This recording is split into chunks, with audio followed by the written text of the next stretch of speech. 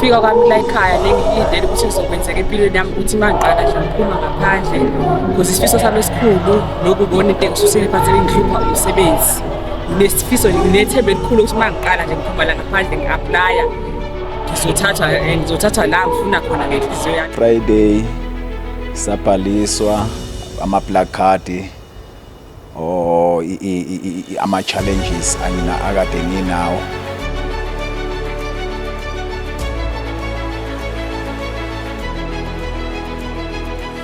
Bekusuka uhlanu ngiyithandile kakhulu izinto ezenzakalayo nenkonzo yakhona nokuthandaza eyibonile nje kwenzeka ukuthi nje izolo thandiwe ngento ade yenziwa kukhona ne-car wash kukhona umuntu ahamba namabhizinisi into ade yenzeka izolo ngiyithandile.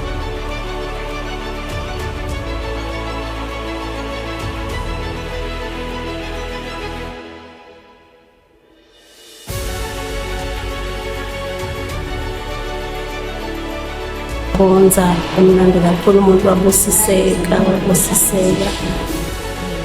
Namhlanje usasadinga